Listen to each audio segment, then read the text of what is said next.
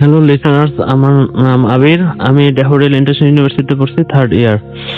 ওকে। আমার ঘটনার প্রথম শুরু হচ্ছে, আমি তখন এসএসসি পরীক্ষা দিব 2009 সাল। আমার নানু মারা যায় ওই বছরটাতেই, ফেব্রুয়ারি মাসে। পরে আমার প্রচন্ড মন খারাপ হয়, অনেক আপসেট হয়ে যায়। আমার নানু বড় নাতি ছিলাম আমি, আমাকে অন্যভাবে তিনি ভালোবাসতেন। যাই হোক, উনি মারা যাওয়ার পর পরীক্ষা অত ভালোভাবে দিতে পারি নাই, প্রচন্ড মন টন খারাপ ছিল। এরপরে আমার এসএসসি পরীক্ষা শেষ হওয়ার পর আমরা আমাদের নানুর ফ্ল্যাটে উঠি। এর আগে বলে না ভালো যে আমরা অন্য অন্য এলাকায় থাকতাম, শাহজাহানপুর। ওখান থেকে আমরা বাসাবো এরিয়াতে আমার নানুর যে ফ্ল্যাট আছে ওখানে আমরা চলে আসি। পরে আসার পর আমার নানুর প্রচন্ড যত স্মৃতি ছিল সেগুলো বারবার আমাকে নাড়া দিত। পরে এভাবে কয়েকদিন যাওয়ার পর একদিন আমার বাসায় কেউ ছিল না, শুধু আমি ছিলাম, আমার ভাই ছিল বাইরে, আব্বু আম্মু ছিল বাইরে। তারপর আমি চিন্তা করতেছিলাম যে নানু এই সময় আমাকে কি করতো, বা সন্ধ্যার সময়, বা দিনের বেলা আমাকে কিভাবে খাওয়াতো। এরকম চিন্তা ভাবনা করতে করতে হঠাৎ আমি প্রচন্ড ঘেমে যাই। হঠাৎ শরীর আমার ভারী হয়ে যায়। হঠাৎ করে রুমের ভিতরে আমি অনেক মিষ্টি গন্ধ পাই।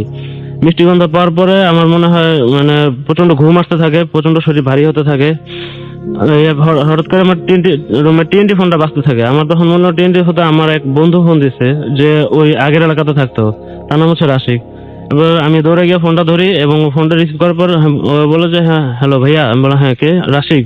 বলছে হ্যাঁ ভাই, আমি রাশিক। পরে আমি একটু অবাক হয়ে যাই, পরে কথা বলতে পারি না, ভয়ে ফোনটা রেখে দিই। পরে 2-3 দিন পর এরকম একটা ঘটনা ঘটে। আমি ঘুমিয়ে থাকি রাত্রেবেলায়, তখন প্রায় 2টা বাজে। ঘুমের মধ্যে আমি চিন্তা করি যে আমি দেখতে থাকি যে আমি একটা গ্রিল কাটছি। গ্রিল কাটতেছি। আপনি নিজেই গ্রিল হ্যাঁ, আমি কাটছেন? নিজেই গ্রিল কাটছি। আওয়াজটা আমি নিজে শুনতে পাচ্ছি। আমাকে একজন কেউ বলছে যে গ্রিলটা আস্তে কাট, শব্দ শোনা যাচ্ছে। তারপর আমি গ্রিলের শব্দ একটু কমিয়ে দিই। এরপরে হঠাৎ করে দেখি ভিতরের রুমে কোন একটা রুমে লাইট জ্বলে উঠলো। ও বলতেছে পালা পালা, তাড়াতাড়ি চল। তখন আমি বের হয়ে যাই, তাড়াতাড়ি দৌড়তে থাকি। হঠাৎ হঠাৎ হঠাৎ করে আমার ঘুম ভেঙে যায়। ঘুম ভেঙে যাওয়ার পর আমি নিজেকে প্রচন্ড ঘর্মক্ত অবস্থায় পাই। আমার প্রচন্ড ঘাম হতে থাকে, বুক ধরফর করতে থাকে। আমার ছোট ভাই পাশে ঘুমানো ছিল, তাকে অনেক ধাক্কাধাক্কি করে যে উঠ উঠ উঠ, কিছু একটা হয়েছে। পরে ও কোনো সারা শব্দ দেয় না। আমি অনেক ভয় না তখন ঘুমাতে যাই।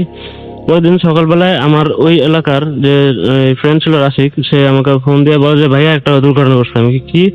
ও বলতেছে যে আমাদের এলাকায় আমাদের বাসায় ওদেরকে ডাকাতি হয়েছে। আমাকে ডাকাতি হয়েছে মানে কিভাবে? পরে বলতেছে নিচতলায় কে যেন গ্রিল কাটছে। আমি বললাম গ্রিল কি তোমাদের পাকঘরে জানলা দিয়ে কাটছে? পরে বলতেছে তুমি এই কথা কিভাবে জানলা? আমি বলতেছি না, আমার মনে হলো তাই, এর জন্য বললাম। এরপরে আমি প্রচন্ড ভয় পাই। হঠাৎ 2-3 দিন এই টেনশন, আমি ঘুমাইতে পারি না যে আবার ঘুমাইলে আমি কি দেখবো না দেখবো। পরে 2-3 দিন তার পর মানে ব্যাপারটা আপনি মোটেও এনজয় করেননি, কারণ না, নিজে আপনি পার্টিসিপেট করছেন জি, সে ব্যাপারটাতে। অবশ্যই হ্যাঁ। স্বাভাবিক। হুম। এরপরের ঘটনা হচ্ছে 2-3 দিন পর আমি আবার ঘুমাতে যাই। এরকম রাত্রে 1-2টার সময় ঘুমাতে গিয়ে দেখি ঘুমানোর সময় হঠাৎ করে ফিল হয় যে আমি হাঁটছি ঘুমের ভিতরেই। আমার হাতের ভিতর কিছু ধাতব পদার্থ, রড বা পাইপ এরকম কিছু। আমাকে একজন বলছে যে আজকে ওকে পেলে কিছু একটা করে ফেলবো, মারধর করবো। তো আমি বলতেছি ঘুমের মধ্যে যে না, মারধর করা দরকার নাই, তাকে বুঝাইলেই হবে। কিন্তু তা বলছে না, ঠিক আছে। পরে আমরা 2-3 জন একসাথে হাঁটছি, হাতের মধ্যে রড সবারই। একজন গিয়ে একটি টিনের বাড়িতে নক করলো। এখন আমি খেয়াল করলাম যে টিনের বাড়ির ডান পাশে একটা সিএনজি আছে। তখন আমার ইনস্ট্যান্ট মনে হলো যে এটা একটা সিএনজি চালকের বাসা হতে পারে। যাক, একজন নক করলো, নক করার পরে একজন বের হলো ঘুম ঘুম চোখে, যে হ্যাঁ ভাই কি হয়েছে। পরে একজন বলতেছে যে ভাই আপনি আমার কাছে কিছু টাকা পেতেন, আপনি একটু আসেন, আপনাকে টাকাটা দিচ্ছি। পরে ওই লোকটা বের হলো। বের হওয়ার পর আমরা 2-3 জন তার উপর ঝাঁপিয়ে পড়লাম, রড নিয়ে, পাইপ নিয়ে। আমরা প্রচন্ড আঘাত করতে থাকলাম। হঠাৎ করে ঘরের ভিতর থেকে অনেক হই হই শোনা গেল যে কি হলো কি হলো। এরপর 2-3 জন অনেক লোক বের হয়ে গেল। পরে আমরা দৌড়াতে থাকলাম রড নিয়ে। দৌড়াতে দৌড়াতে হঠাৎ আমার ঘুমটা ভেঙে যায়। আমি প্রচন্ড ঘরমুক্ত অবস্থায় নিজেকে পাই। পরে আমার ছোট ভাইকে আবার ধাক্কাধাক্কি করলাম যে আরাফ, আমি কাউকে হয়তো আহত করছি বা এরকম কিছু। পরে আমার বুক ধরফর ধরফর করতে লাগলো। উঠে ফ্রেশ হলাম, হাত মুখ ধুলাম। এরপর আমার এই ভাবটা কম ছিল না। পরের দিন আমি পেপারে হয়তো এই জিনিসটা খেয়াল করি নাই, কিন্তু এর পরের দিনের পেপারে আমি জিনিসটা একটু ঘাটাঘাটি করলাম, 2-3টা পেপার একসাথে, যে এই টাইপের কোনো নিউজ আমি পাই কিনা, যে কোনো সিএনজি চালক আহত কিনা। পরে আমি খুঁজলাম, একটা পেপারে একটা ছোট একটা কলাম দেখতে পেলাম যে অজ্ঞাত যুবকদের হাতে সিএনজি চালক গুরুতর আহত। মানে এই সংবাদটা পাওয়ার পর আমি মানে নিজেকে আর কন্ট্রোল করতে পারিনি। আমার ছোট ভাইকে এই জিনিসটা বলি, সে এটা বিশ্বাস করতে চায় না, বলতে না এই তুমি যা দেখছো ভুল দেখছো। আমি ভুল তো দেখি নাই, আমি নিজে এটা ফিল করছি এবং নিজে আমি তাকে হিট করছি মেবি। হুম। এরপরে একটা ঘটনা হচ্ছে যে আমার যে ছোট ভাই আশিক, এখন আমি চিন্তা ভাবনা করতেছি যে এই জিনিসটা যদি দিনকে দিন ঘটতে থাকে আমার তো মানে অবস্থা আগের মতো থাকবে না। আমি খুব ভয়ের মধ্যে দিন যাপন করতেছি।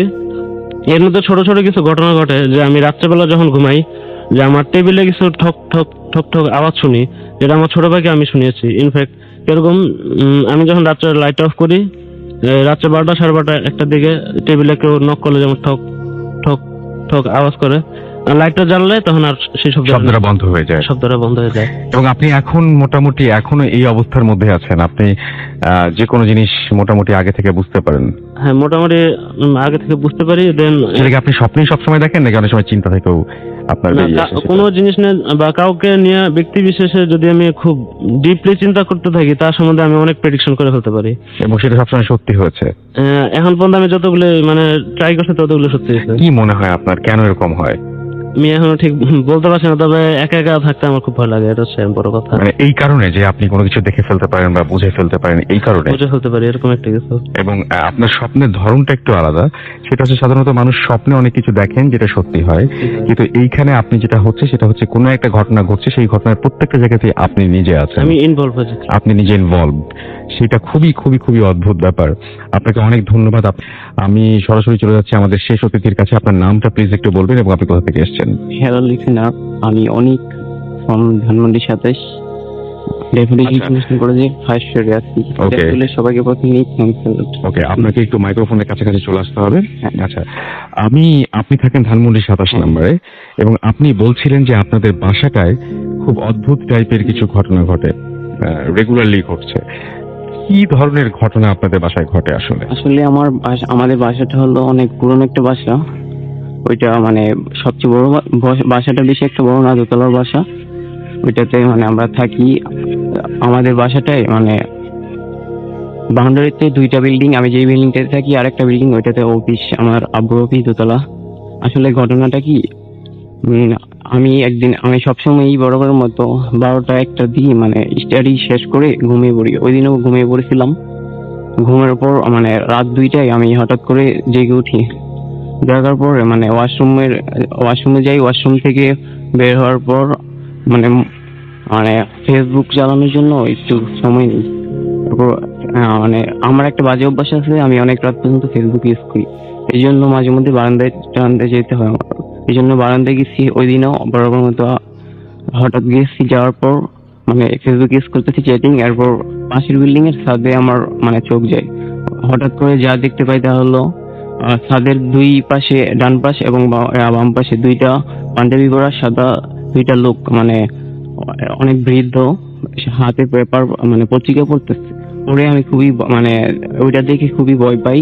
এবং আপনাদের ছাদে না পাশের কোনো বাড়ির ছাদে? পাশের মানে পাশের আমাদের বাড়ির বাউন্ডারির মধ্যে অন্য বিল্ডিংটাতে। অন্য বিল্ডিং এ? তখন কয়টা বাজে রাত? ওই টাইমে 2টা 15 মতো বাজে। 2:15 মতো বাজে এবং অন্ধকারের মধ্যে পেপার হাতে নিয়ে বসে আছেন? হ্যাঁ হ্যাঁ। ওকে। মানে ওই দিন পূর্ণিমা রাত ছিল, মানে আচ্ছা। যাদের দেখা যেতেছিল। আচ্ছা, কিন্তু কোন সুস্থ মানুষ সাধারণত ওই সময় পত্রিকা না, না। হাতে থাকবেন না, সেটাই। বৃদ্ধ অনেক, মানে ওনার মুখটা, ফেসটা দেখা যাচ্ছিল না, নিচের টুক দেখা যাচ্ছিল, পাটা পাঞ্জাবি। তারপর হঠাৎ করে পেপারটা সরাইছি, এরপরে যা দেখছি তা আমি কোনোদিন অ্যাকসেপ্ট করি নাই। হঠাৎ দেখলাম ওনার মানে মাথা নাই, গলা থেকে নিচের বডিটা শুধু, ওই যে জায়গা থেকে মানে ব্লাড ঝরতেছে। ওই টাইমে আমি ওইটা দেখে খুবই মানে ভয় পাই। সাথে সাথে মানে চিৎকার করি এবং রুমের ভিতরে দৌড়ে চলে যাই, সেন্সলেস হয়ে যাই। ওপর আমার আব্বু সবাই মানে আব্বু টাব্বু আসে, ফ্যামিলির আইসা মানে আমাকে ধরে এবং মানে পানি টানি দেয় চোখে মুখে। আমি ওই যখন ওই সেন্স পাই ওই সময় আমি দেখি আমার বেডে। তারপর আমি ঘটনাটা বললাম সবাইকে, মনে করছি ওরা হয়তো আমি ভুল টুল দেখছি। যাই হোক, ওই জায়গায় এই ঘটনাটা শেষ হলে ভালো হতো। পরের দিন আমার মানে 2-3 দিন খুবই জ্বর থাকে। পরে আমার সাথে আরেকটা যে ঘটনা ঘটছে, এরকমই একদিন আমি ঘুমিয়ে আসছিলাম রাত 2টার দিকে, মানে আমার পানি খাওয়ার দরকার পড়ে। ওই সময় আমি কিচেনে যাই, যাওয়ার পরে পানি খাওয়ার সময় লাইট অফ থাকে। ওই সময় মানে হঠাৎ করে একটা মানে একটা হাত আমার গলার মধ্যে চেপে ধরে। ধরার পর আমি অনেক চেষ্টা করি ছুটার জন্য, আমার ধুম আটকে যাচ্ছে, এরকম অবস্থা। হঠাৎ করে মানে এরকম অবস্থা, আমি অনেক চেষ্টা করি ছুটার জন্য, হঠাৎ করে মানে ওই সময় অনেক কষ্ট করে আমি সুইচটা আমার হাতের পাশে পাই, সুইচটা অন করি, সাথে সাথে মানে ওই জিনিসটাও ভ্যানিশ হয়ে যায়। এবং আমার চিৎকারে আমার আব্বু আমার রুমে মানে কিচেনে চলে আসি। ওই সময় আমি মানে অনেক সিক হই, আমাকে পানি টানি দেয়, আর এরকমই আগের অবস্থা। পরে এই ঘটনাটা বলি, এরপর থেকে মানে বোঝা যাচ্ছে আমাদের এখানে কিছু আছে হয়তো, মানে এরকম প্রেডিকশন করা হয়েছে। কিন্তু এই বাসাটার অন্য কোনো হিস্ট্রি আছে কেন এরকম হয়? এরকম এটা ওই যে 1971 সালে নাকি মানে এই বাসাটা হয়েছে, ওই সময় ওই জায়গায় নাকি ওই মানে কি মানুষ টানুষ মারা গেছে, এরকম এই জায়গায় না মানে লাস্ট ছিল এরকম অবস্থা। ওকে, আপনাকে অনেক ধন্যবাদ আপনার ঘটনার জন্য। কোনো একটা জায়গার ঘটনা তিনি আজকে আমাদের শোনাবেন, এবং ঘটনার মাঝখানে তো পরিবারের বর্ণনাও তিনি দেবেন। এবং এই ঘটনাটা ঘটেছিল তারা যেখানে থাকেন সেখানে না, সেখান থেকে অনেক দূরে, দিল্লির একটা জায়গায়, রাইট? আপনার নামটা একটু প্লিজ বলবেন এবং আপনি কোথা থেকে এসেছেন। জি, আমি মিসেস খান। আমি আপনার ছেলেও আছেন আজকে সঙ্গে, জি, তার ঘটনা আমরা শুনবো আপনার আমি বাসা নিয়ে। ঢাকা থেকে নিয়ে বলছি। তা আমাদের নানা বাড়ি আর কি ইন্ডিয়া। তা আমরা প্রত্যেকে যখন আমার মায়ের সাথে যাওয়া হতো তখন প্রত্যেক বছরই যেতাম। তারপরে বড় হওয়ার পরে আমরা প্রায় গেছি। তারপর আমাদের বিয়ে হওয়ার পরও গেছি। তা আমার মামা ছিলেন আমার চাচাতো ভাই, উনি এবার অনেক পরেশগার ছিলেন। উনি মানে একটা মসজিদের একটা মাদ্রাসার টিচার ছিলেন। ওটা আকরা পরে আকরা স্টেশনের সাথেই মাদ্রাসা, বড় মাদ্রাসা। আমার মনে হয় যারা ইন্ডিয়াতে থেকে শুনছেন তারা আপনার জায়গাগুলো বুঝতে পারছেন, সুতরাং হ্যাঁ। জায়গার নাম বললে আরো ভালো হয়, আমাদের অসুবিধা নাই। হ্যাঁ, আকরার সাথে স্টেশনের সাথে একটা মানে মাদ্রাসা, ওনার টিচার ছিলেন। তা উনি অনেক মানে ঝাড়ফুঁক করতেন, বা অনেকের অসুখ বিসুখ বা মুসলিম অমুসলিম সবাই আসতেন ওনার কাছে। তা সবাই ওনাকে খুব ভালো জানতেন। তা উনি ও একবার মানে অনেক ঘটনাই আছে, সেটা না বলছি না। একটা ঘটনা সেটা আছে, উনি তাবলিগের কারণে দিল্লির একটু অনেক দূরে একটা জায়গায় গিয়েছিলেন। কারণ তাবলিগ সাধারণত অনেক মানে খুব অ্যাভেলেবল জায়গা যায় না, অনেক দূরে দূরে যায় তাবলিগ। সবাই মানে সওদাগর বলতেন। হ্যাঁ। তো ওনার আব্বাকে সওদাগর সাহেব বলতেন। উনি এবার চাঁদনি চকের ওনার দোকান ছিল বড়, এবং সওদাগর সাহেব নামে উনি পরিচিত ছিলেন আর কি।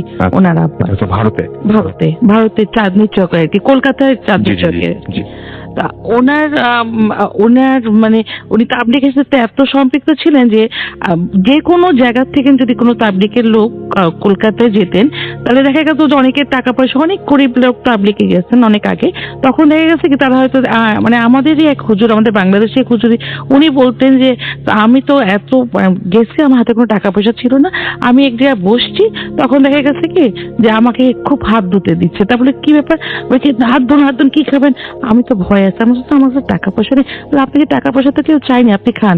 পরে শোনা গেল যে সওদাগর সাহেবের কারণেই মানে ওনাকে এমনি খাওয়া, মানে ওনার এই ছিল যে তাবলিগে যারা আসবেন সবাইকে আপ্যায়ন করতেন। হ্যাঁ, এবং প্রত্যেক মাসে যে উনি দোকানে টাকা দিয়ে দিতেন। তো যাই হোক, ওনার ছেলে এরকম তাবলিগের কারণে অনেক দূরে গেছিলেন। তা ওখানে যে অঞ্চলে গেছেন ওখানে ট্রেন ছিল, আগে যাতায়াতে বেশিরভাগই ট্রেনে, তো ইন্ডিয়া এমনি ট্রেনেই যাতায়াত বেশি। তা ওখানে ঠিক সন্ধ্যা 6টায় মানে লাস্ট ট্রেনটা ছিলেন। তো উনি তো জানতেন না। উনি স্টেশনে যাওয়ার পরে স্টেশন মাস্টার বলছেন যে আপনি তো এখন তো আপনাকে ওয়েট করতে হবে, কারণ এখন তো কোনো ট্রেন নাই, কারণ সে 6টায় লাস্ট ট্রেন চলে গেছে এবং আপনাকে ওয়েট করতে হবে আবার ভোর 6টায়। তা আপনি তাহলে বসেন। তো উনি কি করবেন, উনি বেডিং নিয়ে উনি স্টেশনে একপাশে রেখে উনি উজু করছিলেন। মনে করলেন যে আমি একটু বসে নামাজ কালাম পড়ি। স্টেশনে একপাশে বসে উজু করছে, এই সময় দেখলেন যে স্টেশনের কাছে মানে কাছাকাছি একটা ঘোড়ার গাড়ি এসে থামলো, এবং বেশ ক্রেতাদর্শী একটা লোক এসে ওনাকে একটা মানে মানে সালাম দিলেন ও হিন্দিতেই, দিয়ে বললেন যে আপনি কি রইসুদ্দিন সাহেব? তা বলছে যে জি। তা বলছে কি যে আপনাকে আমাদের মাঝি একটু ডাকছেন এবং তার খুব সমস্যা, মাঝি আমার খুব তার খুব সমস্যা, আপনাকে যেতে বলছে। তো উনি বললেন আমার কি এখানে, আমার যেহেতু ওনার নাম বলছে, তাহলে উনি মনে করেন হয়তো চেনা টেনা অনেকেই তো আসে ওনার তদবির নিতে, হয়তো কেউ একজন এখানে কাছাকাছি আসেন। তা উনি বলেন যে আপনি একটু চলেন। তখন উনি বললেন যে আমি এগুলো নিয়ে যাবো। বলে হ্যাঁ, বেডিং টেডিং ওনাকে নিয়ে ওনাকে বেশ ঘোড়া গাড়িতে নিয়ে গেলেন, এবং ঘোড়া গাড়িটা বেশ কতক্ষণ গেছে উনি বলতে পারবেন, যে একটা বড় একটা বেশ অট্টালিকার মধ্যে বেশ বড় একটা বাড়ির সামনে থামলেন, এবং ওনাকে খুব আপ্যায়ন করে ভিতরে নিয়ে গেলেন। তো নিয়ে যাওয়ার পর দেখবেন যে অনেকেই আছে, এবং মাঝি যেটা বলে ওনার সাথে বললেন, সালাম দিলেন, ওনাকে বসতে বলেন, এবং দেখা গেল কি ওনাকে হাত মুখ ধুতে দিলেন, গরম পানিও দিলেন। দেওয়ার পর উনি হাত মুখ ধুয়ে খেতে বসছেন, দেখে অনেক খাবার, টেবিল ভরা খাবার। উনি বললেন যে আমি এত কিছু খাবো না, আমি একটু মাংস, একটু পরোটা খাবো। তা উনি খেতে যখন বসছেন তখন ওনার পাশে একজন মহিলা ঘোমটা দিয়ে মানে খুব কাছাকাছি দাঁড়িয়ে আছে। আচ্ছা। ওনার খুব অস্বস্তি হচ্ছিলেন যে একজন মহিলা মানুষ উনি এত কাছে দাঁড়িয়ে আছেন। তা উনি মানে খুব অস্বস্তি ফিল করে খেলেন। তারপরে ওনার খাওয়া শেষ হওয়ার পর ওনাকে দুধ খেতে সাধলেন। উনি বললেন যে না, আমি মাংস খেতে, তো এখন আমি আর দুধ খাবো না, আমি একটু বিশ্রাম নিব। তা বলো যে ওনারা একটু কথা বলো না, দেখে ওনার একটু অবাক লাগছে যে ওনাকে ডেকে আনলেন এত করে। তো যাই হোক, উনি বললেন যে আমি ওনাকে একটা রুম দেখিয়ে দিলেন, উনি যে ওখানে যে শুয়ে পড়লেন, দরজাটা আটকে শুয়ে পড়ছেন। বেশ মানে কতটুকু সময় উনি বলতে পারবেন না, দেখুন আর দরজা নক করছে। তো উনি একটু বিরক্ত হলেন, যেহেতু ভাবছে আবার দরজা নক করছে। তারপরে মানে আরেকবার দরজা যখন নক করা হলো, তখন উনি বললেন কি যে আমি সকালে কথা বলি, আমি একটু ঘুমাচ্ছি, আমি একটু বিশ্রাম নিচ্ছি। তারপরে কোনো কথা ওখান থেকে আওয়াজ আসেনি, আবারও নক করলেন। এরকম 3বার করার পরে 2-3বারই হয়েছে, উনি দরজা খুললেন। দরজা খোলার পর দেখি সেই যে ঘোমটা আলা মহিলা, উনি তখন ওনার হাতে একটা বলে কি এটা ধরেন, আর একটা কথা ছিল আপনার সাথে, আমরা কিন্তু কেউ জীবিত না, আমরা সব মৃত, এবং আমরা 19 জন এই বাসায় পুড়ে গেছি, পুড়ে মারা গেছি। হাতে কি ধরিয়ে একটা কাগজ ধরিয়ে দিলেন এবং বললেন যে আমরা কেউ জীবিত না, আমরা সব মৃত, এবং এই কাগজের যে নামগুলো আছে আপনি তাদের নাম একটু দোয়া করে দিবেন। কি অদ্ভুত ঘটনা। একটা এই কাগজটা যে নামগুলো আছে একটু দোয়া করে দিবেন, আর আপনি এখনই এই মুহূর্তে চলে যাবেন এখান থেকে, আপনি এখানে থাকবেন না। তখন উনি তো যেহেতু এইসব ব্যাপারে উনি যেহেতু আসছে, ওনার পরিচিত, উনি অনেক মানে জিন সারিয়েছেন, হ্যাঁ, আর এবং এইসব ব্যাপারে ওনার যে মাদ্রাসায় যেতেন আসতেন পথে অনেক সময় অনেক রকম ঘটনা ঘটেছে ওনার, এবং সেইগুলো নিয়ে উনি অভ্যস্ত ছিলেন। তার জন্য উনি করলেন কি, ওনার কথা মতো উনি সঙ্গে সঙ্গে ওই বাসার থেকে মানে ওই অবস্থায় উনি তাড়াতাড়ি বের হয়ে পড়লেন, এবং বের হয়ে পড়ার পর দেখা গেছে উনি কিভাবে আসছেন জানি না। যাই হোক, উনি স্টেশনে আসার পরে দেখা একটু সকাল সকাল আসছে, ওখানে স্টেশনে আসার পরে আপনি কোথায় গেছিলেন? তখন উনি বললেন যে আমাকে একজন নিয়ে গেছিল, এখানে একটা বড় বাড়িতে নিয়ে গেছিল। তখন এসেছেন বলে এখানে বড় বাড়ি, তো কোনো বড় বাড়ি নাই। তখন বলে কি না, আমাকে নিয়ে গেছে, বলে কি না এখানে তো ছিল অনেক আগে, তা সেটা তো পুড়ে টুড়ে গেছে।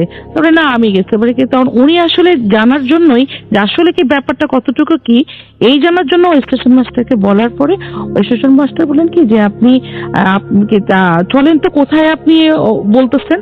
তারপরে কি যে হ্যাঁ এখানে, ওনার সাথে গেলেন। যাওয়ার পরে উনি ওখানটা দেখলেন কি একদম পুরো ফাঁকা, ওখানে কোনো বিল্ডিং ছিল না। তখন উনি ট্রেন আসতে উনি চলে আসছেন, কিন্তু ওই যে নামের যে লিস্ট দিয়েছিলেন সেই নামে, হ্যাঁ লিস্টটা ছিল, ওনাদের নামে উনি পরে দোয়া করে দিয়েছেন। তা এটা আসলে এটা তো অনেকে জানতে পারে যে উনি তো আসলে উনি আলিয়ালা ছিলেন তো, এবং সবাই ওনার তদবির নিতেন। ওনারা হয়তো অতৃপ্ত ছিলেন বা কিছু বা কি হতো জানি না, উনি হয়তো মানে বউটা বা কে এভাবে অনেকটাই সেই ঘোড়ার গাড়িটাই বা কেন আসলো। কেন এটা সত্যি যে মানে সবাই ওই এলাকায় যেটা জানতেন যে এই বাসাটা এক সময় ছিল এবং আগুনে পুড়ে গেছে, কিভাবে যেন একটা পুড়ে গেছে, পুরো পুড়ে গেছে, এবং যে কজন লোক ছিল সবাই মারা গেছে। এবং তারা কি আসলেই 19 জন ছিলেন ওই বাসার মধ্যে? এইটা ঠিক জানি না, কিন্তু ওই 19 জনের নাম লেখা লিস্ট ছিল, এবং বললো যে আমরা কিন্তু কেউ, ওই মহিলা বললো যে আমরা কিন্তু কেউ জীবিত না, সবাই কিন্তু আমরা মৃত। আচ্ছা, আপনাদের এটা তাও কত বছর আগের ঘটনা হবে? এটা তো অনেক বছর আগের ঘটনা, তো আন্দাজ মানে মোটামুটি 30-35 বছর আগের ঘটনা।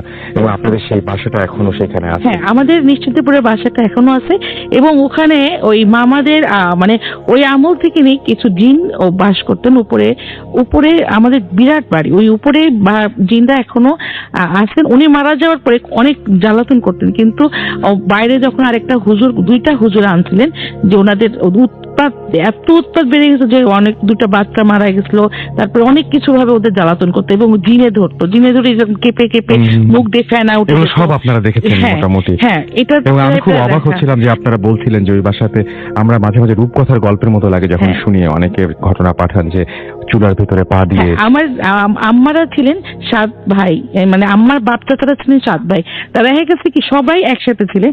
যারা যারা বলতে, একজন বলছে মেজো নানি আর সেজো নানি বলছে কি এই মেজো একটু চুলার ধারে যা, আমি আসতেছি। উনি রান্না করতে বের হয়ে গেছে যে একটু রুটিগুলো একটু সেঁকে দে। তা উনি যখন আবার ফিরে আসে দেখে কি দরজার কাছে দাঁড়াতে, দেখে কি হাত পা, আমরা তো মানে গল্পে শুনতাম যে হাত পা চুলের মধ্যে দিয়ে আগুন জ্বালাচ্ছে, দেখে কি ঠিক হাত পা সব ঢুকায় ঘোমটা পরে কে জানি বসে আছে। তখনই উনি বুঝে গেছে যে কিছু একটা, উনি আর কোনো কথা না বলে উনি চলে আসছে। তা ওটার পর দেখা গেছে কি আর নাই, কিন্তু এরকম দেখতেনি। ওকে, আমরা আবারও আপনার কাছে ফিরে আসবো, আমরা সেই ঘটনাটা একটু শুনি। আপনার নামটা একটু প্লিজ বলবেন, এবং আপনি তো এসেছেন ধানমন্ডি থেকে, দুজনেই আপনার ধানমন্ডি থেকে এসেছেন, আপনার ঘটনাটা আমরা শুনি। হ্যাঁ লিজেনার্স, আমি ফাহিম। যে এই ঘটনাটা আমার আম্মু, বোন আর আমার সাথে ঘটে যাওয়া একটা ঘটনা। এই 6 মাস আগে এই ঘটনা। জি।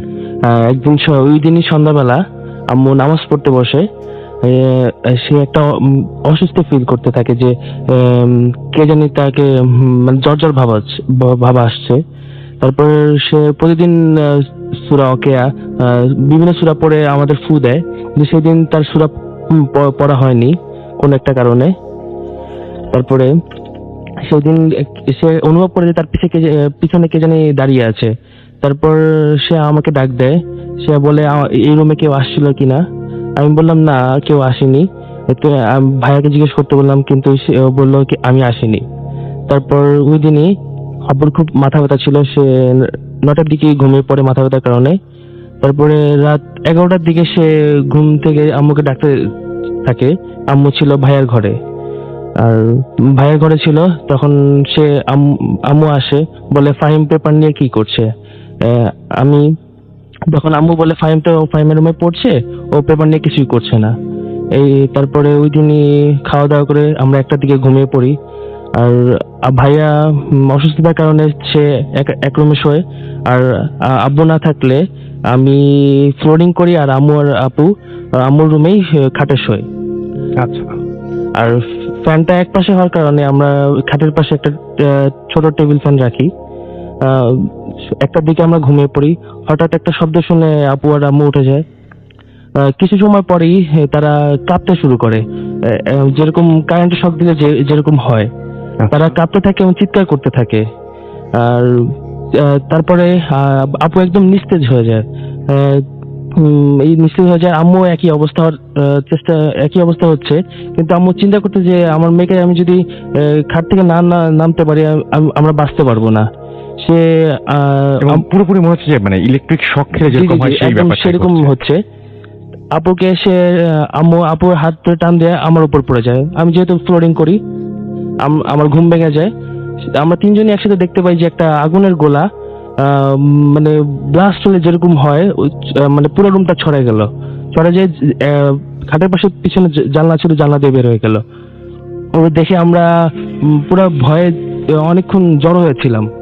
আম্মু বলল, আমি সাহস করে দেখতেছিলাম যে কারেন্ট হয়েছে, ক্ষতি হতে পারে, আমি উঠে লাইট জ্বালাই। কিন্তু আম্মু বললো না, উঠতে দিল না, বাধা দিল, বললো কারেন্ট হয়ে গেছে, তুমি উঠো না।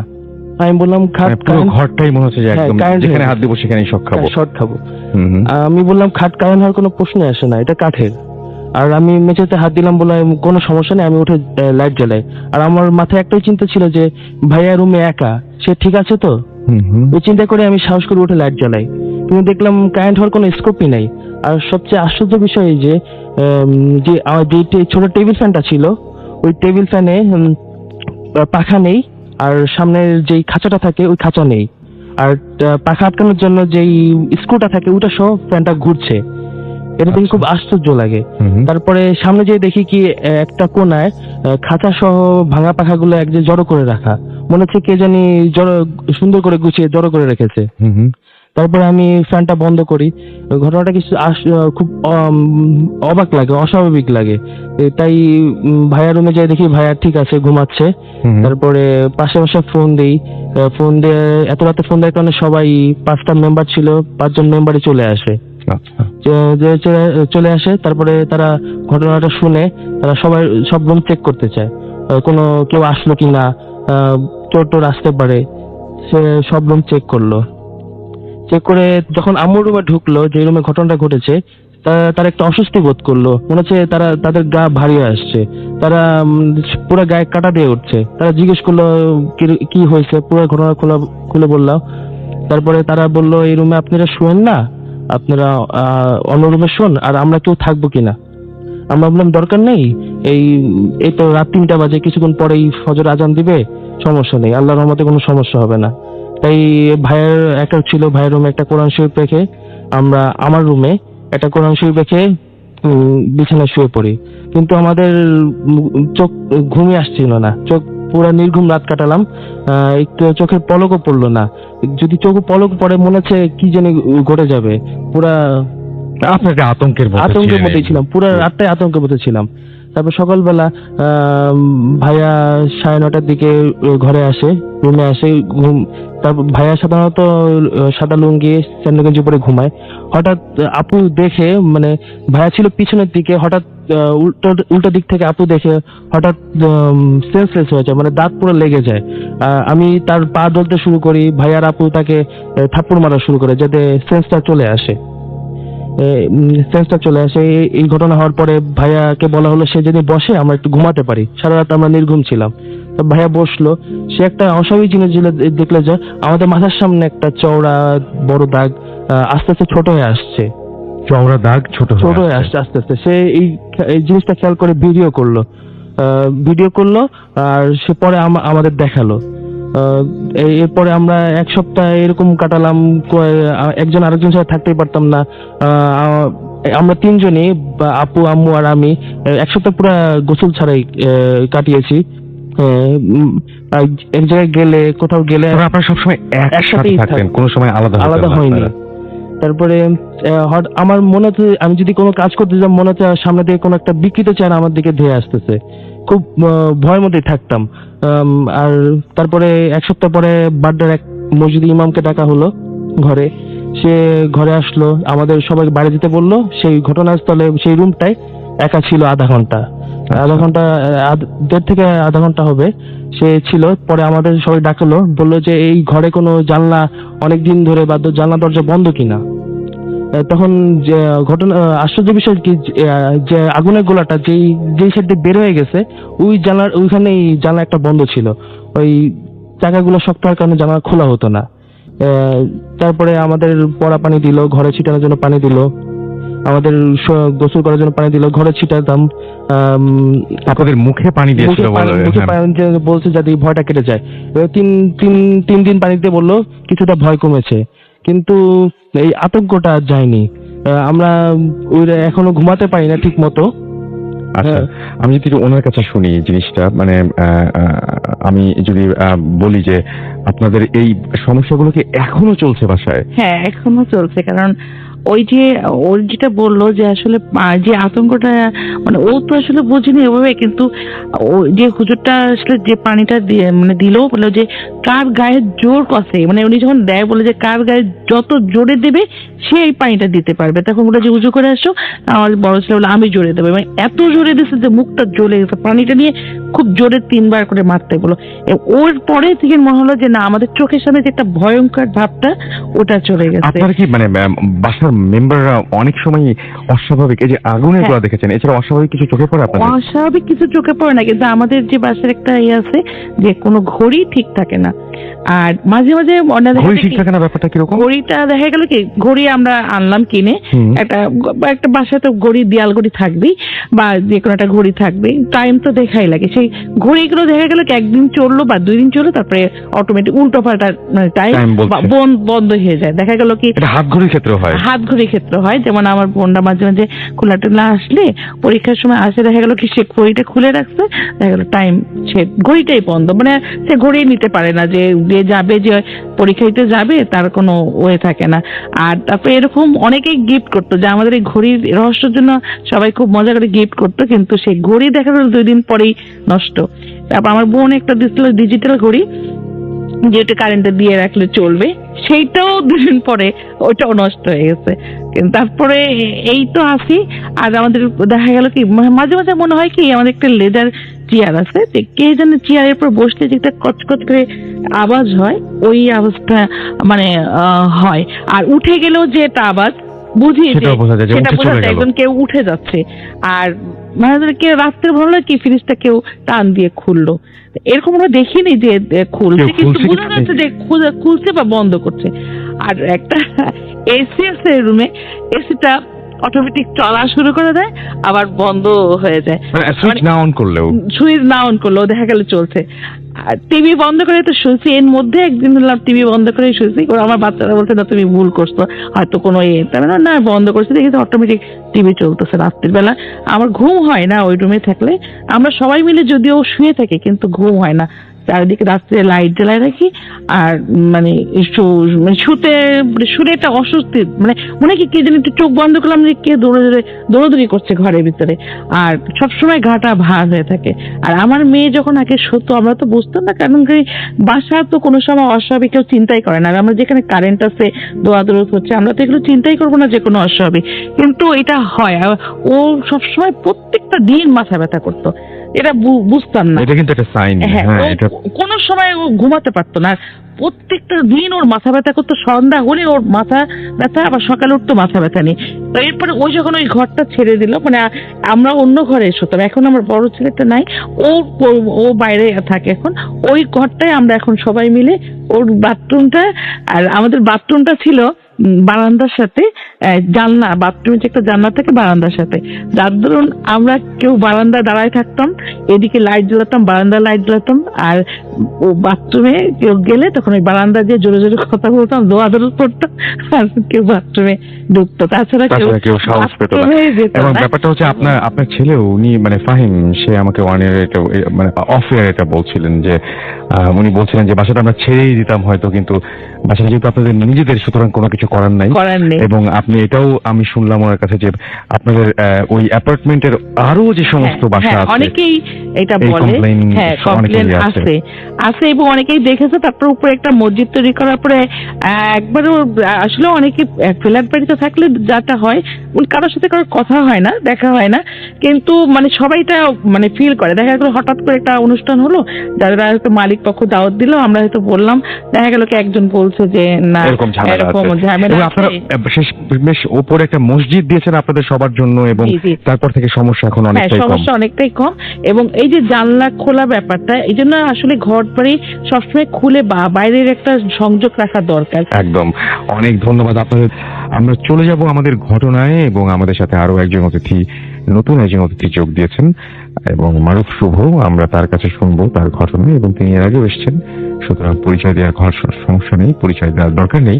আমরা সরাসরি তার ঘটনায় যাব। আপনার ঘটনাটা কোথায় ঘটেছিল আমাদের একটু প্লিজ বলেন। আসলে এই ঘটনাটা ঘটেছিল সিলেটে। ওকে, আমরা শুনি ঘটনা। হ্যালো এভরিওয়ান, আমি মারুফ শুভ, মিরপুর থেকে এসেছি। আজকে আপনাদের সাথে আমি যে স্টোরিটা শেয়ার করব সেটা আমার এক সিনিয়র ভাইয়ের কাছ থেকে শোনা। ঘটনাটা ঘটেছিল সিলেটে। তো সে আমাকে যেভাবে স্টোরিটা বলেছে আমি আপনাদের সাথে ঠিক সেভাবে শেয়ার করছি।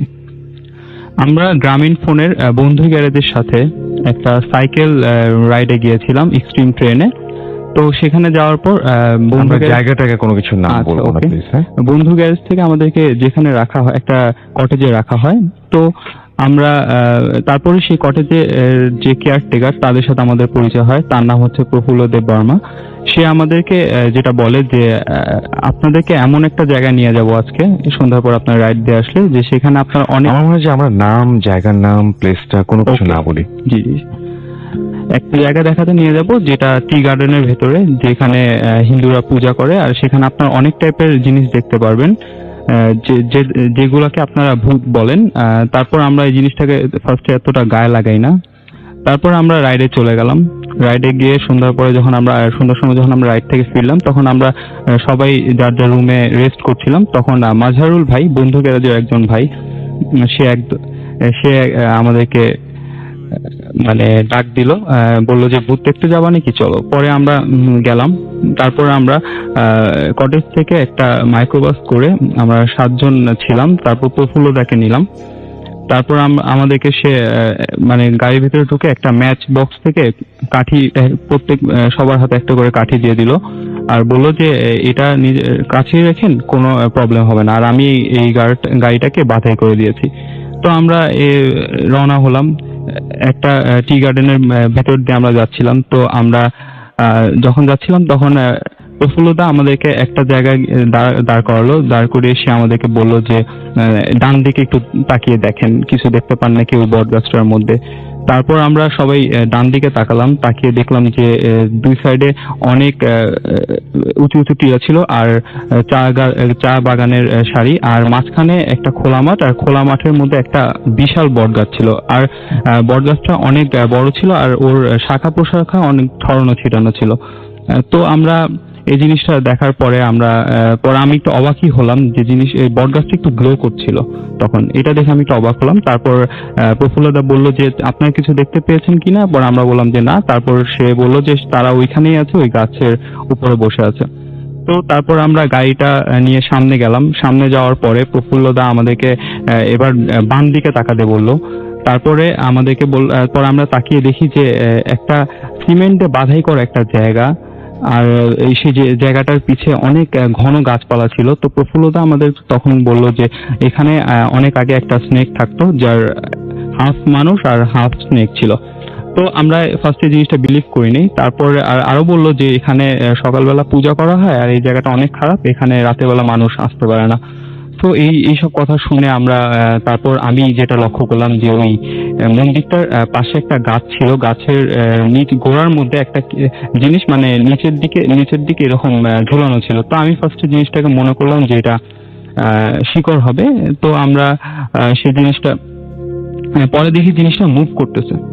এটা দেখে আমি একটু ভয় পেয়ে গেলাম। তারপর আমরা গাড়িটাকে নিয়ে সামনে গিয়ে ইউ টার্ন নিয়ে আমরা দাঁড়িয়েছিলাম।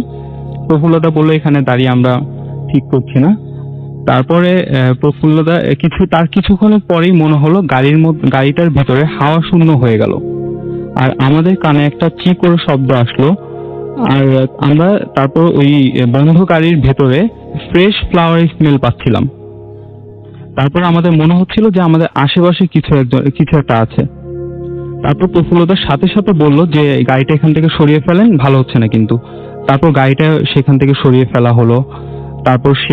তারপর আমরা একটু সামনে গেলাম। সামনে গিয়ে একটা উঁচু একটা হার্টের মতো ছিল। তার প্রফুল্লদা আমাদের বললো যে উপরে আপনারা কোনো কিছু হার্টটার উপরে কিছু দেখতে পাচ্ছেন নাকি দেখেন। তারপর আমরা ওই এবার আমরা আমাদের বেস্ট পার্টটা দেখলাম। আমরা হার্টের উপর দেখলাম একটা মানুষ টাইপের একটা কিছু বসেছিল, তার হাতের মধ্যে কিছু একটা ছিল। এটা দেখার পরে আমার মাথাটা গরম হয়ে গেল আর আমার সারা শরীরে গুজবাম্পস আসলো। আর 7 জনের মধ্যে আমরা এই জিনিসটা 3 জন দেখেছিলাম। তারপর আমাদের ড্রাইভার ভাই জলদি গাড়িটা টান দিয়ে চলে গেল, আর প্রফুল্লদা ওই হাটের উপরে একবারও তাকালো না, উনি নিচেই মাথা নিচু করেছিল। তারপর আমরা যখন ব্যাক করছিলাম কটেজের দিকে, তারপর সে আমাদের আবার সেই বট গাছটা দেখতে বললো। এবার দেখে আমরা অবাক হয়ে গেলাম, গাছটা যতটা বড় মনে হচ্ছিল ততটা বড় ছিল না। তারপর সেই জিনিসটা দেখে আমরা কটেজে ব্যাক করলাম। রাতের ডিনার করার পরে জানতে পারলাম যে আমাদের ড্রাইভারের অনেক জ্বর চলে এসছে এবং সে আবল তাবল কি সব জানি বলছিল।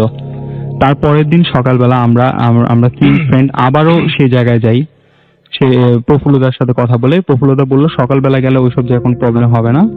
পরে আমরা সেই জায়গায় যাওয়ার পরে দেখলাম যে ওই বট গাছটা ব্রাউন কালারের ছিল আর নর্মাল বেশি বড়ও ছিল না। তারপর আমরা ওই বাধাই করে মন্দিরটার সামনেও গেলাম, সেখানেও কিছু পেলাম না। আর ওই শিকড় টাইপের ওইটা লম্বা যেটা ঝুলেছিল রাত্রে যেটা দেখেছি ওই টাইপেরও কিছু ছিল না। তারপর ওই হার্টের উপরে আমরা আর কিছু দেখতে পারলাম না। তারপর আমরা সেখান থেকে ব্যাক করি। এটাই ছিল আমার ধন্যবাদ আপনাকে। এবং সরাসরি কথা না বলে চলে যাব ঘটনায়, এবং ছোট্ট একটা ঘটনা শুনে দিয়ে আপনাদেরকে আপনার নামটা প্লিজ একটু বলবেন, কোথা থেকে এসেছেন? হ্যাঁ রাতুল ভাই, আমি রনি শাহ বলছি, মিরপুর পল্লবী থেকে এসেছি। তো কি ঘটনা ঘটেছিল আপনার একটু বলেন দিন। আচ্ছা, যেটা হচ্ছে যে আমার এক বেস্ট ফ্রেন্ডের সাথে ঘটনাটা ঘটে যাওয়া একটি ঘটনা। জি বলেন। তো বেস্ট ফ্রেন্ডের সাথে ঘটে যাওয়া একটি ঘটনা, যেটা হচ্ছে আমার ফ্রেন্ডের ফ্রেন্ড, ওর হচ্ছে আইটিতে পড়াশোনা করে। তো ওর ফ্যামিলি আর কি গ্রামের বাসা। আমরা মূল ঘটনায় আসি। হ্যাঁ, ঘটেছিল যেটা হচ্ছে যে ওর ফ্রেন্ডের একটা ফ্ল্যাট আছে, যেটা হচ্ছে 3টা রুমের একটা ফ্ল্যাট। তো সাধারণত ওরা একটা রুমের মধ্যে ও থাকে আর কি। তো একদিন ও সাধারণত যেহেতু ওর ফ্যামিলি থাকে না, তো ও বাইরে খাওয়া দাওয়া করে। তো একদিন হঠাৎ করে ওর মানে বৃষ্টির সময় তো খিচুড়ি রান্না করার ওর ইচ্ছা হয়েছে। তো খিচুড়ি রাঁধতে গেছে, তো রাঁধতেছে এর মধ্যে চাল ডাল দিয়ে তো ঢাকা দিয়ে দিয়েছে। তো ও ফিরে এসে দেখে যে খিচুড়িটার মধ্যে চুল। তো ও হঠাৎ করে চুলটা পাওয়ার পরে তো চুলটা ফেলে দেয়। ফেলে দেওয়ার পরে তৃতীয়বার এবং তৃতীয়বার এরকম চুল পাচ্ছে। তো পাওয়ার পরে ও হঠাৎ ভয় পেয়ে যায় যে ঘটনাটা কি, যে চুল আসতেছে কোথা থেকে। তো ও মনে করতেছে যে এটা আমার হয়তো বা ভুল হচ্ছে। ও রিফ্রেশ হওয়ার জন্য বাইরে গেছে। বাইরে যেয়ে ওর আবার একটা ফ্রেন্ডকে নিয়ে আসে যে এই ঘটনাটা দেখানোর জন্য। পরে সেও এটা দেখে। পরবর্তীতে ওরা রাতে রাতে যখন থাকে তখন দেখে যে পাশের রুম থেকে কিছু সাউন্ড আসতেছে এবং মিউজিকের সাউন্ড এবং নাচের কিছু আওয়াজ হচ্ছে। তো ওরা সেদিনকে আর এটা মানে ইয়ে করে নাই। তো পরের দিন আবার আরেক ফ্রেন্ডকে যেটা এই ঘটনাটা শেয়ার করার পরে তো ওই ফ্রেন্ড আবার একটু সাহসী ছিল। তো ও আবার বলে যে আচ্ছা ঠিক আছে, আমরা এটাকে দেখবো কি অবস্থা। তো ওই ফ্রেন্ড আসে, তো সাথে আরেকজন ফ্রেন্ড আসে, মোট 4 জন আসে আর কি। আসার পরে ওরা যে ফ্রেন্ডের সাহসী আর কি, ওরাও যায়, যে বলে যে আমরা ওই রুমে যে রুমের সমস্যাটা, তো ওই রুমেই আর কি আমরা থাকবো। তো সাধারণত ওরা প্ল্যান করে যে ওরা কার্ড খেলবে রুমের মধ্যে। তো ওরা পার্টি বিছিয়ে শুরু করে। এর মুহূর্তে কারেন্ট চলে যাওয়ার পরে তো যার ফ্ল্যাট আর কি, ওকে বলে যে আচ্ছা ফ্ল্যাটে কি মোম আছে, মোম যদি থাকে তাহলে মোম নিয়ে আয়। তো জাস্ট এতটুকুই বলে। তারপরে অনেকক্ষণ হয়ে যাওয়ার পরে ও আর কোনো শব্দ পাচ্ছে না, এবং সাথে যে আরো 2জন ছিল ওদেরও কোনো শব্দ পাচ্ছে না। তো ওরা বলতেছে কি রে, মোম পেয়েছিস? কোনো সাউন্ড হচ্ছে না, এবং ও হাত দিয়ে দেখতেছে যে কাউকেই খুঁজে পাচ্ছে না। এই মুহূর্তে ও মনে করেছে যে সবাই হয়তো চলে গেছে। তো ও এই রুম সেই রুম ঘুরে আসতেছে মানে আন্দাজ অনুযায়ী। তো দেখে যে ও বারান্দা চলে ওখানে আবার ফিরে আসছে। এই মুহূর্তেই ও যখন কাউকেই পাচ্ছে না, তখন ও চিল্লাচিল্লি শুরু করেছে যে তোরা কোথায়। যখন খুব চিৎকার করে ওঠে, তখন এই মুহূর্তে কারেন্ট চলে আসার পরে তখন সবাই ওকে এসে ধরে যে কি হয়েছে, তুই চিৎকার করতেছিস কেন? তো তখন বলতেছে যে তোরা এতক্ষণ কোথায় ছিলি? আমি যে চিৎকার করতেছি কোথায়? আমরা তো এখানেই ছিলাম। এবং তখন ঘটনাটা হচ্ছে যে আরেক ফ্রেন্ড বলতেছে যে আচ্ছা তুই যে কখন উঠলি? আমরা 4 জনের হাত ধরেছিলাম, কিন্তু তুই কখন উঠলি? তো ঘটনাটা হচ্ছে এরকমই আর কি, যে ওই ফ্ল্যাটের মধ্যে এই ধরনের মানে প্যারানর্মাল ইয়া হয় আর কি। অনেক ধন্যবাদ আপনাকে। Deer listener,